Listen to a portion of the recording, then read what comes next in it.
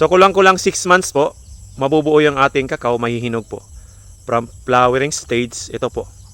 Dahil po sa cross-pollination, yung idea po is yung pollen pupunta po sa sa kanyang ovule dito sa gitna. Tapos yung gawa niyan, yung midges po. Sila po yung nagko-cross-pollinate ng kakao. So hanggang sa lumaki yung kakao, mahinog within 6 months more or less. So man of June ngayon, marami na po tayong flowering. Marami na pong bulaklak ang kakao natin. So may nauna, depende po sa panahon. So may nauna na kakao.